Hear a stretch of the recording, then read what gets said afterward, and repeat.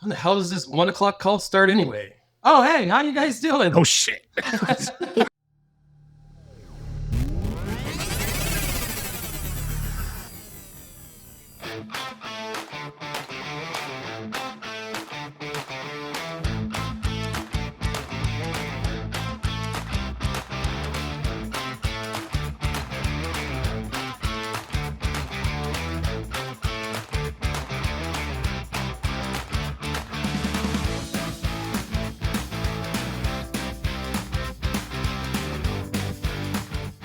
All right, let's do this. Welcome back to Desperate Radio, where we talk about why work doesn't work.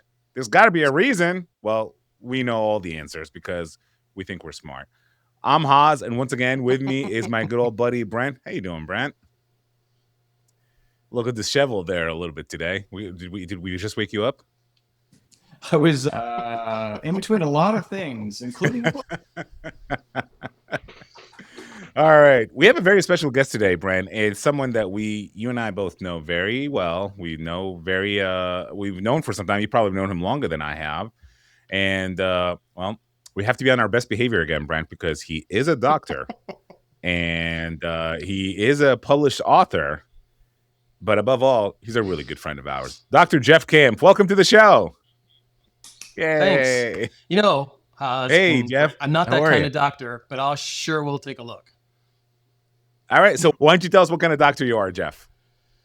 Yeah, so I have one of those fancy PhDs, spent some time at the graduate level, did a dissertation around something I'm very passionate about, as Brent knows, about mentorship.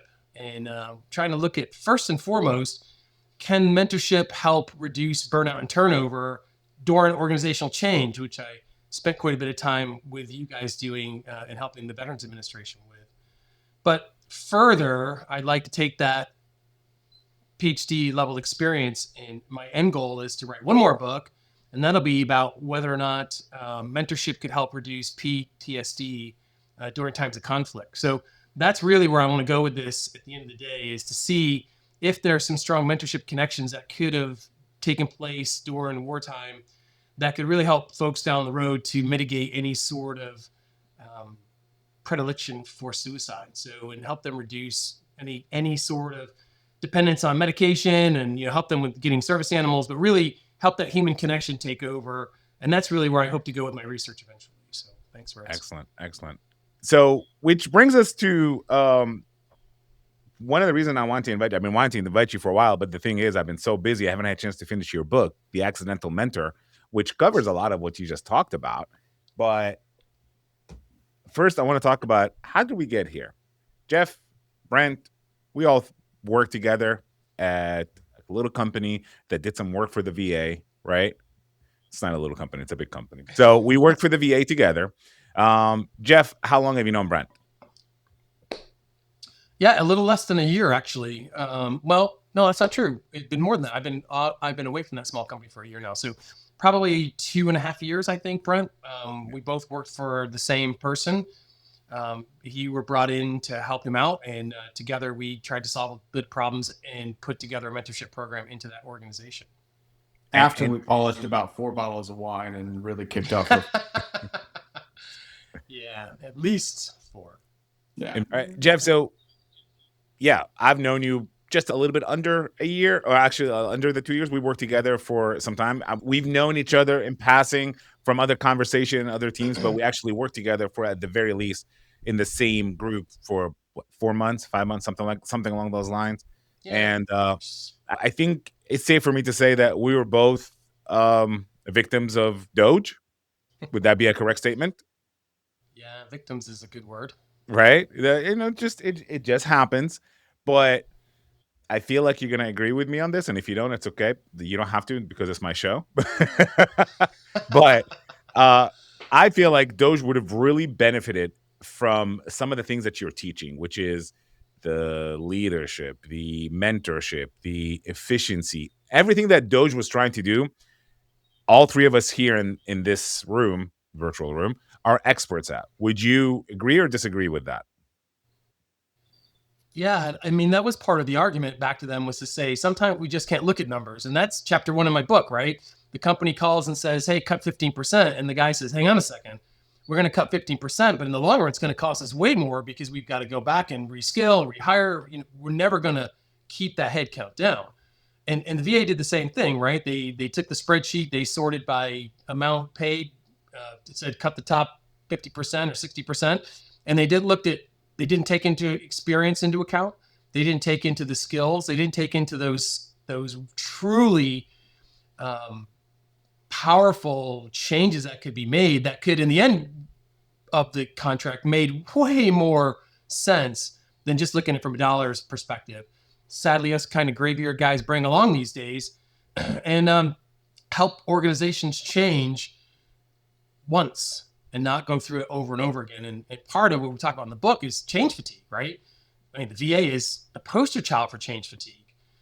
Every time they turn around, someone new comes in, hey, let's do this. Student body right, student body left. And they're all just like, we'll just wait this guy out because eventually that leader will leave and we'll just do things what we want to do it. And therefore no change happens and the cost spirals and so on and so forth. And it repeats itself, right? So kind of sad that they missed the forest for the trees, so to say, right? Which I feel it's important to say that, first of all, great book. I just want to say I did read the whole book and I loved it. And I know this is your second book, but we're going to get back to that in a minute. But first of all, there's a lot of similarities between what we went through and the stories in the book. But that book is not based on our experience. It's based on a variety of experiences from a lot of people that went through the same exact thing. Yeah, it's absolutely a vignette that I tried. And when I started to write my book coming out of the PhD, I'd been writing it for 4 years, but it was very textbook driven. It was called Adaptive Mentorship, and it was a how-to book. And then I read it and went, this is boring. So I kind of went back and thought, what's a better way to tell the story that maybe people will say, we'll get to the end and say, oh, that was an interesting story first and foremost, but then I learned something. And I kind of based it off a book by a guy named Goldratt, who wrote a book called The Goal, which maybe you guys have heard of. And it was in the MBA program where they're looking at solving a problem. And he calls the guy that was there before, and instead of solving it for him, he coaches and mentors him through the solution. And I wanted to write more like that, so that it kind of came out as a story that you like, how's this going to work? What's going to happen to Gabby? What's going to happen to all these folks? In the end, then you go through and you go, wow. So because they were present, because they had emotional support, because they really took the time to get to know each other and were authentic in their communications, they made the company long lasting, right? They just didn't solve a short-term budget issue, which was what it was at the beginning. They took the time to invest in the people, and the people then made the company successful. And that's really what we're in business for, right? And I think sometimes we forget that, especially when we start to look at perhaps corporate boards that aren't nearly as invested in the people as they should be, right? They're just looking at the bottom line and they just say, hey, let's make a big cut, right? I mean, you saw Oracle did this week, right? You sit there and say, wow, how can a cut of 30,000 people out of an organization? I mean, that's, as I said in the book, that's not a cut. I mean, that's going to the bone, right? Yeah. And you sit there and think about what kind of institutional knowledge just walked out the door. How many of those folks will start their own companies like you did, and come back and now challenge them for that leadership, where really, if they would have taken the time and invested in the people, move some folks into positions where maybe we would have filled through attrition anyway, looked at those kind of skill sets that we could capture and continue to facilitate and foster and teach, what kind of savings would that have brought that organization versus just saying, here's a machete, let's just go right to the bottom line. And boy, you sit back and look at that and think, wow, I couldn't imagine what the turmoil, because not only are the 30,000 people now gone, but the other folks, say like a company the size of IBM with 420,000 people, right? You cut 10% of the workforce. What impact does that have on the other 90% of the workforce? I mean, there's got to be some psychological stuff going on there too. And that was what was happening in the book, right? Everybody kept hearing about the changes and everyone was always worried, what about me? So now they're scrolling on LinkedIn all day, right? Looking for new work. Yeah. They're starting to hedge their bets and they're starting to stop working, right? What do they call it now? Silent quitting? Quiet quitting? So now they're basic quiet quitting, right? So you got folks who are being paid but aren't working. That's costing the company money. And Jason Ward, our hero of the book, kind of comes in and says, if we stop that and we make everybody start to think about what have I done positively for the organization, first of all, that makes things that proof positive, why not to let them go? But secondly, the organization's now going to grow, that bottom line is going to increase, and there won't be that pressure to say, hey, that 15% cut's got to happen. I mean, And it was interesting too, is like being contractors in the past that we all have. I think in contracting space, it's really difficult sometimes because we know that the contracts are going to move around. We know kind of the atmosphere we've been living in from a government contracting perspective across the board, the doges and all the other things. How do we stay motivated? Yeah, and I think you do a good job covering that in the book, Jeff. And one thing that I do like about it is that it's a story. It's fiction, it's a story, but it's backed by data. It's backed by real life experiences. It almost reminds me 20 years ago when I started my Agile journey. It reminds me of the 1 Minute Manager, which I truly enjoyed, right? Where it tells, how to get something done while providing a level of entertainment to it. Except yours was a lot more entertaining than 1 Minute Manager. But I feel like it's an effective book. I do question. I do question. It's. I want to be careful when I say this, and maybe you guys can help me just elaborate a little bit better. Is that it feels like it's a happy path book. The cynic in me says, "Yeah, okay, but what kind of leadership is actually going to listen to these metrics? What kind of leadership is going to listen to these? You provide numbers, but there's been often those numbers or trade-offs have been met with greed, lack of understanding, hard-headedness, whatever you want to call it. We say, no, I'm going to do what I want to do. It's my company. I'm going to do what I want to do. Or I'm the CFO, or I'm the CEO, or I'm the chairman of the board. I'm still going to do what I want to do. How do you go around that? You really can't write it. I didn't really want to write a book at the end. They go, well, and then it all fell apart and they all got fired, right? I mean, you didn't want to, it's just the answer. You're cynic, right? You're like, wow, what a great story. But then in the end, they all lost, right? Yeah. Of course, it has to have somewhat of a happy ending. And at one point, he's going to spin it off. It's going to become a global consultancy and all that. Yeah, I get it's pie in the sky, right? But at the end of the day, really the take-home message is, did you invest in your people with those soft skills, right? Because this is he fights in the book with the CFOs about the soft skill. It is, but think about your day, right? Day in the life of Brent Schwartz, vice president at the unnamed company, right? Do you have time during the day to invest 5 or 6 minutes here and there to people randomly throughout the day to give them that feeling that they matter to the organization and to what's happening that you wouldn't truly miss out of your day? I mean, I'm sitting here talking to you two, right? Right. I mean, so this was one thing that I used to like to do when I was managing at the unknown company. I'm kidding. I used to call them virtual coffees, right? I would just drop in on somebody and say, hey, you got 10 minutes? Let's have a cup, and grab my cup of coffee and how are you? What's happening in your world? Not what are you doing? What are you? No, not a graded exercise, right? I kid on that, and I'll be honest. And you're part of that inspiration. There's a lot of leaders that I've worked with to answer your question in a more realistic manner. I try to be 100% available to everyone at all times. Now, more recently, and I realized this, it was kind of almost a little test that happened. We went and underwent a huge migration, and everybody was disconnected, or at least I was, for a multitude of the week. And frankly, I thought that some of my stuff was working because I got a couple of messages that floated through. By the time that I realized that I wasn't connected actually to the network, I think I was missing like 200 Teams messages of people that were reaching out to me for the last 4 days. But it's a difficult balance. You have to dedicate yourself to constantly be available to everyone at all times, even if it's a random, like, I know I'm in the middle of a meeting and they feel comfortable to reach out to me with the smallest or largest things. And the result of it, though, is I usually hear about things or have had discussions about things that are happening within the organization long before leadership has ever really had a grasp on what has happened. I've talked to several people that have reached out for advice. I've talked to, I have a finger on so many things because I've kept that door constantly open. And it's more than, hey, I'm reaching out to Vice President Schwartz. I'm reaching out to my friend and I want some advice. And I think our friendship developed similar to that, right? It continues on even past the career. And so I think that it's wildly important to have real human to human interactions consistently at all times and be regularly available without titles or any of that stuff attached to it. And if you make your people feel like there is no title, this is my friend, I'm going to reach out to them, and maybe they will be able to help me, then I think you can be a more effective leader, even though that's not your intent. Jeff, I don't know if you remember this. When I came and joined your team for a while, I don't know if you remember this meeting. I called a last minute meeting, and it was like for 30 minutes, 50 minutes. And I just started the meeting. I was like, hey, how's everybody doing? Do you remember that? And everybody just started laughing because everybody was so stressed out.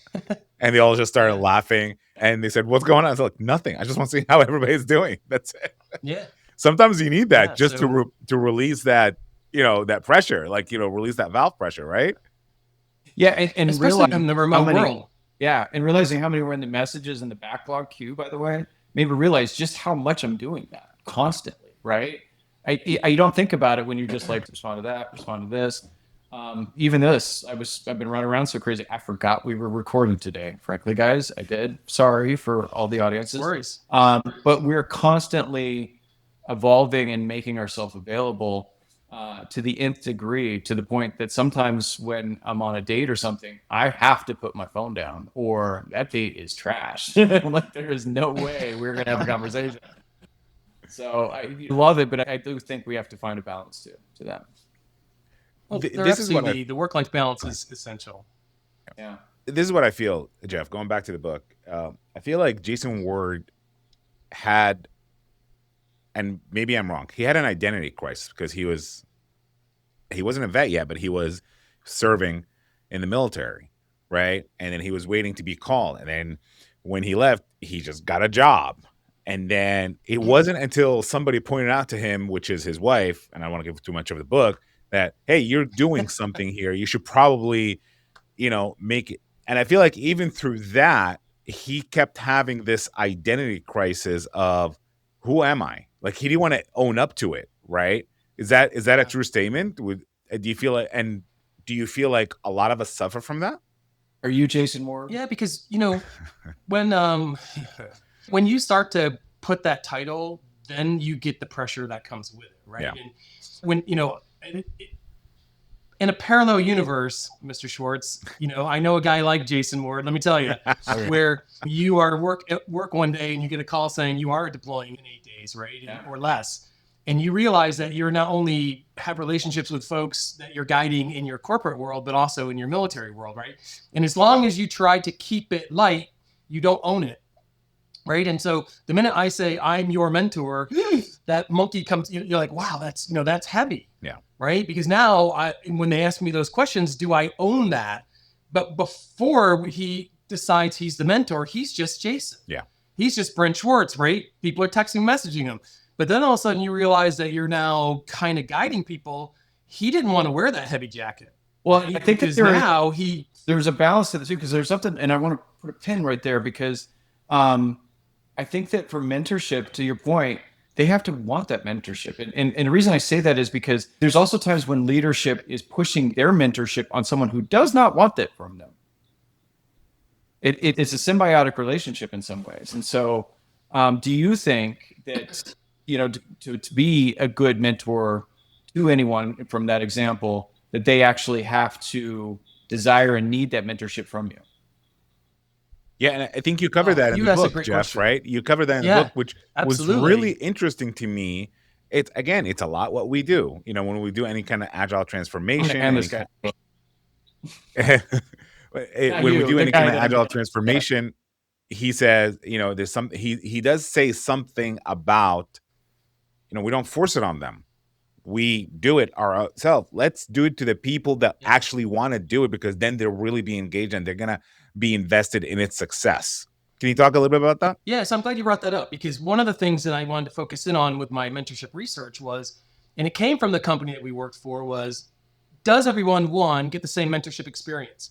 Right? If you mentor somebody, I mentor someone, Haas mentor somebody, at the end of the day, like we had one gentleman who worked in the company and he would say, oh, I gave my mentee 5 books to read. I thought, oh my gosh, that poor guy. He thinks he's going to be in school all day long. That's, to me, not mentorship, right? Now, I mentor somebody, we have a conversation about what's happening. We let them air their grievances and what's happening. We try to help them find a way and almost coach them into a solution. That's a different mentorship experience. Now, we go back and say, what's the goal of the mentorship relationship? Is it skills transfer? Is it leadership development? Am I developing a protege to take over my position? What is the goal in this, right? Now, when we go in, like in this aforementioned company, and they said, we're going to have people set up to be mentors and mentees. Now, in that case, they volunteered for it. Now, that doesn't mean the relationship's going to be perfect and it's going to work out. You may find out that there's still some nuances that maybe don't lead to a good experience. And then maybe we should readjust. A lot of the mentorship, as I talk about in the book, happens just naturally. You know, somebody calls you and says, hey, Brent, can I get your advice on this? Guess what? You're now a mentor. Exactly. Because they're looking to you for that answer.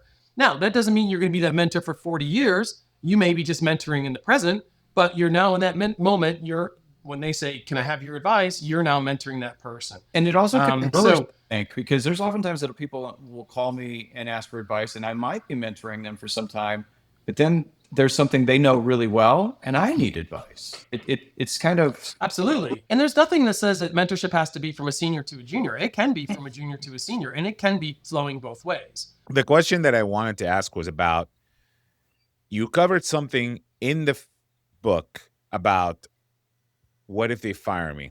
And their answer, or Jason's answer was, okay, so what if they did? What if they do? You're still doing yourself a disservice by quiet quitting or looking for other jobs. Can you elaborate on that? Like, because I think that's an important message.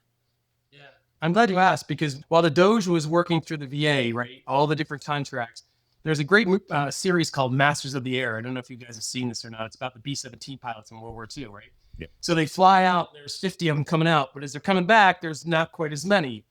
And it kind of was like that day in and day out working for the company in the VA, right? We start the day, we're all flying in formation, but when we came back, oh, they got like this, they got this one, they got that one, right? All of a sudden, people were missing, right? And I had people call me and they're same thing, right? What's going to happen? First of all, you can't control it, right? If the Doge comes through and acts as the contract, they act as the contract, right? But in the same token, if you're working hard and heads down and you're doing the things you need to do, as Jason says, make it hard for them to work without you, right? Yeah. Be that piece that's essential. So when they kind of come through and they go, oh, okay, well, we got these guys, but my goodness gracious, he's rocking it, right? Got to keep Bob. Be Bob, right? And he says to Gabby, write down not the things you do that's required by your job, but what are the things that you've done that are outside of it, right? She saves $50,000 in purchasing, finding an error. She does all these other kind of things. And you think about our day in, day out, the things that we pick up, even remotely, right? You'll hear on a call and somebody will say, oh, I need something. Boom, you jump on that and you pick it up and you do it, right? That's not your job description, but it's being a team player, right? It's knowing that what's good for one is good for everybody. And the person that picks up that slack and takes over and does those kind of things, right? They're going to be, first of all, should be in a little bit better position. But if they're not, then you have to be that strong person, right? When my former manager called me the night that the Doge did, and I was playing tennis, he called me at 7:00 at night, and he's in tears. And he says, I don't know how to tell you this. He said, well, you've already told me, because the tears spoke right through it. And I said, please don't cry for me, right? I'm going to be fine. Now, how do we go and help the other folks that are going to be scrambling? Because there's going to be some folks out there, some younger folks who've never been through this before. One gentleman, his wife just had a baby. He's like, my gosh, what am I going to do without the income? How are we going to do that? Let's go see if we can find homes for those kind of folks first, right? And he's like, well, you don't have to do that. No, I don't. But I'm human, right? Mm-hmm. And this is back to Jason said, right? He was like, she said, you don't have to do this. It's not your job description. He goes, I do have to do this, right? Because that's who I am. Right. I often say you don't need a title for you to do the right thing. So what I'm hearing is that you have to have the right personality, the right mentality, the right professionalism, and we'll say growth for you to be not just a good leader, but a good mentor. So you have to be human, right? I mean, that's the quality, right? And it's the golden rule: do unto others as you want done unto you, right? And if you're willing to, if you need someone late, be that someone late. But I wanted to go back to one thing Brent said, which is, if you're not that kind of person, that doesn't mean your organization still doesn't need you, right? And just because you're a heads down, maybe you're a coder or you really are into something, but you're not really a people person, doesn't mean you're not needed in that organization. And that's essential as well, right? And he talks about in the book, right? He talks about some of the sales organizations, they were really into mentoring. And he goes, then we came into the engineering department. They want facts. They want data. They want to be very protocol driven, right? The mindset's different. And they adapted to it as well, which is good.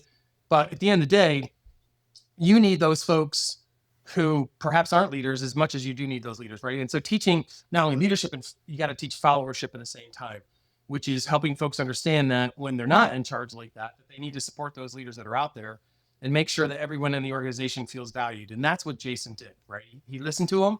He was present. He helped them understand that, look, let's not, and he used the word catastrophize, right? Which would have been easy to do when the Doge was coming through. A lot of people were just like, what am I going to do? What am I going to do? Slow down a little bit, right? Let's cross that bridge when we get there. Right now, be the best that you can be doing what you're doing.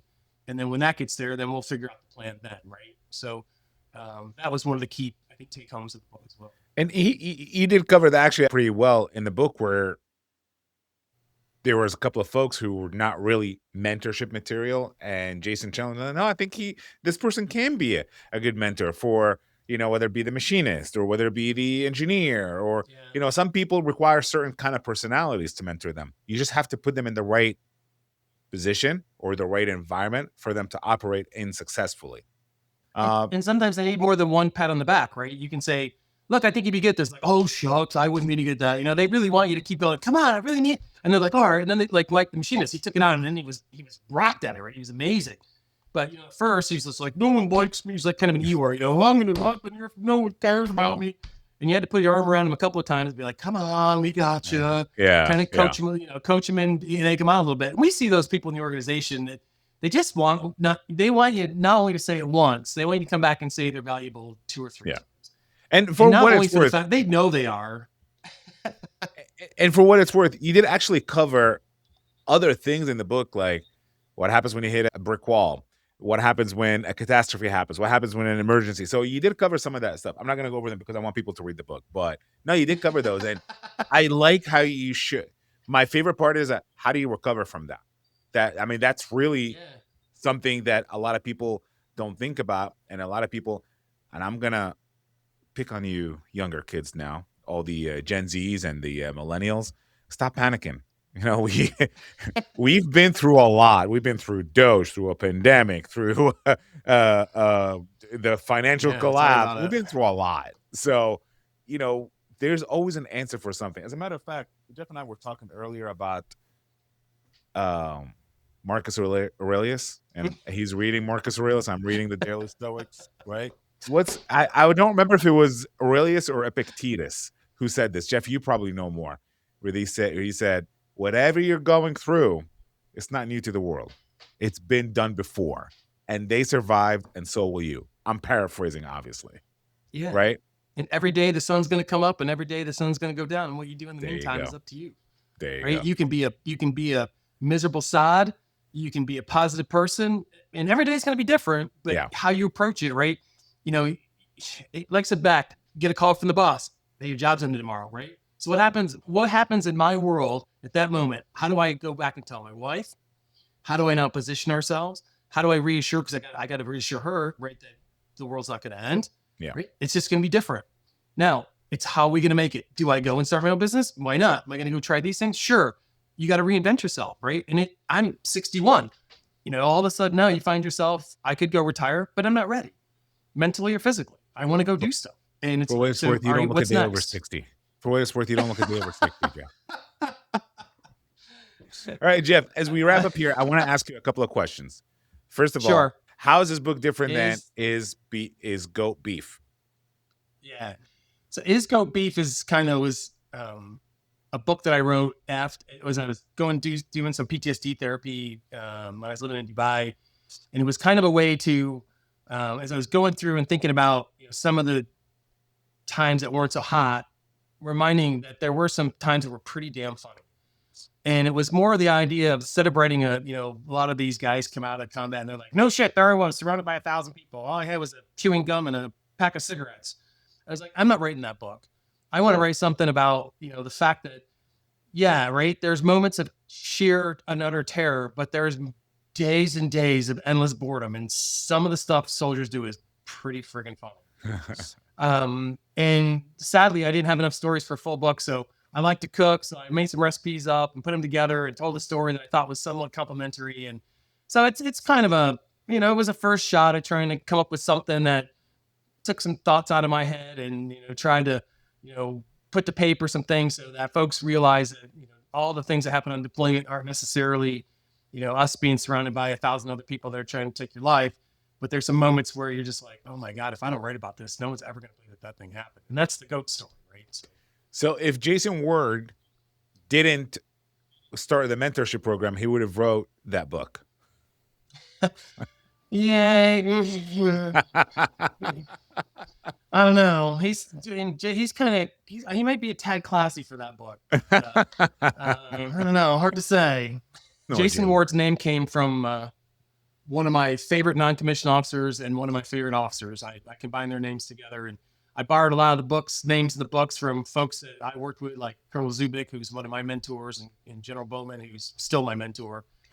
I want to pay homage to those guys by giving them some recognition in the book for what they do and what they've done, how they've served our country. So, some of the folks are real, and some of the folks, like there's a Captain Taylor who actually turned out to be General Taylor, another one of my commanders in battle. And then folks I worked with, like Gabby was the new teacher, and I grabbed her name, and she's also my dog. But and then Sarver is one of my NCOs. So all those folks in that book are folks I've served with and known throughout the years. I wanted to give them some, because they've either mentored me or I've mentored them, or we just had that relationship that we'll work together for the rest of our lives. But first and foremost, before I say anything else, at the beginning of the book, I do raise money for Stop Soldier Suicide. We've had way too many soldiers, and I use soldiers, I mean service people who've taken their own life after deployments. Two of them very close to me. One was Sergeant First Class Gregory Strong, who was one of my deployment to Afghanistan.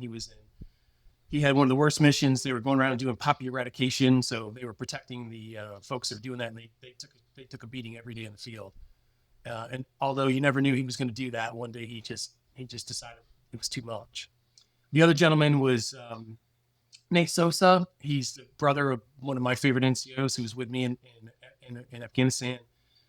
He was in Iraq and in Afghanistan, and it just was too much for him to bear as well. So that's why the book was written, was to really make sure that someday we can use battle buddies, how we do it, but we reach out and we talk to another veteran, another service member, regardless of whether they've been to combat or not, because stress can come from anywhere, and just help them know that they're not alone. Yeah. That we're out there to help them, and that we're trying to make sure that they can live their best life and they can beat those demons. So hate to get too serious at the end, but no, we don't mind at all. Really, I mean, we salute you. And if we didn't say it at the beginning, I'm sure we said it. If we hadn't said it outside of this recording, I hope you know that how grateful we are for your service and for what you've done for our country and our freedom. So thank you for that. And but I do want to mention something that I've read the book very thoroughly. I was done with this. I don't see a Haas or Brent on here. So there you go. You can be the next book. I do want to say before I forget, because I know we're wrapping up. I do want to say this. For whatever reason, I don't know why, Colonel Bowman. Is it Colonel Bowman? Whenever I read Colonel Bowman, you know how, I don't know if you guys do the same, but whenever I read and there's characters, I formulate their voice in my head. Yeah. Colonel Bowman to me is an older Matthew McConaughey. I don't know why. He sounds like an older. Works. When he listens to this, I think I'm the same way. He's so cool. I mean, he's General Bowman in the book, but he was in Vietnam, and then he was my boss in Iraq, and he was an investigator for the Illinois State Police, and he's cool, man. He is cool. So he just sounds like, in my head, he sounds like a very wise old. I mean, he already is wise, but an older Matthew McConaughey. Yes. You know, word. Yeah. I heard you're doing the mentoring program. Congratulations. And that's. Yeah. All right. Well, Jeff. And you know why there couldn't be a Colonel Schwartz in the book, by the way, because everyone would be like, "Hey, may the Schwartz be with you." Come on, from Spaceballs, you've heard it before.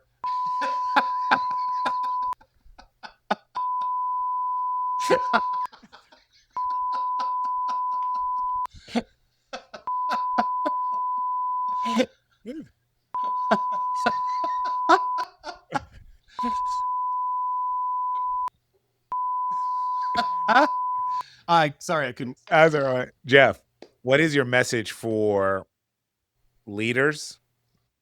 What do you want them to get out of this book, especially the ones that say, this is soft skills, this is really a pipe dream? And the other end, those who are struggling, worried about, let's be realistic. Let's not beat around the bush.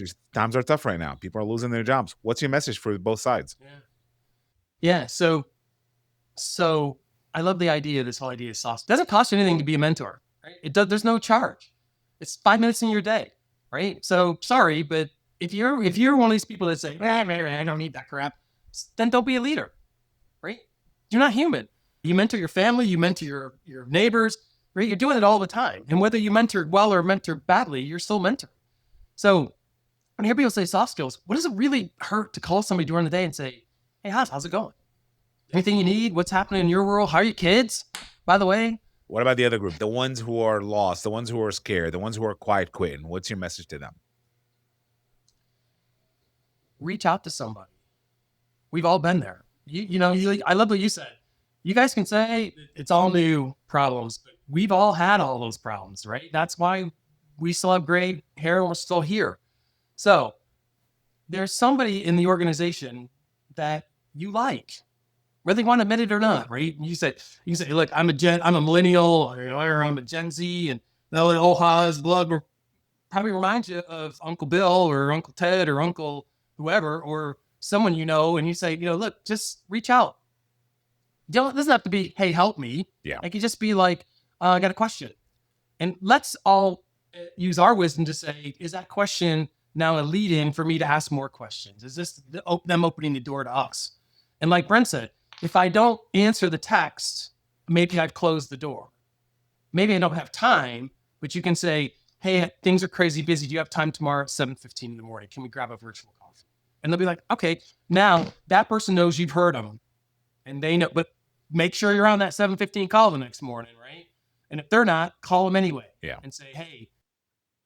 All right. Dr. Cheers, Kim, brother. how can people reach out to you? Oh, as always, you can use my email. It's Jeff@coequal leadership, COEQUALLEADERSHIP.com, coequalleadership.com. And we'll put that on the screen. Or easy enough. Yeah, that's probably the best way because that's my consulting company. So we'll have to see what happens there. But coequal leadership. We'll make sure we put all the information in there. If you want to know more, just make sure you comment below and we'll send you the contact information. That will do it for us today on Dad's Brand Radio. Once again, thank you so much for joining us. Hey, remember, if you like what you heard, if you want to learn more, if you want to see more, make sure you hit like, subscribe, share, comment below. If you want to be a guest on the show, comment below and tell us what you want to talk about, or tell us what we should talk about, and we'll probably take it into consideration. Thank you again for listening. Thank you for being part of the show. This is Haas, and this is Dad's Brand Radio.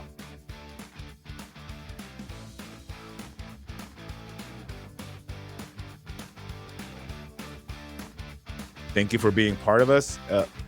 Once again, oh my gosh, I keep messing up. There's a lot of editing going to happen today. Did we lose Haas? Yeah, I got sick from talking. Just kidding. No, I don't know what happened to him. I need to fix my mic though. I just kept rolling. All you gotta do is say a bunch of swear words, and then he has to cut them out. I've done it. They say Beetlejuice 3 times. Yeah, and then he'll show back up. All right. Well, Brent, may the Schwartz be with you, and we'll see you next time.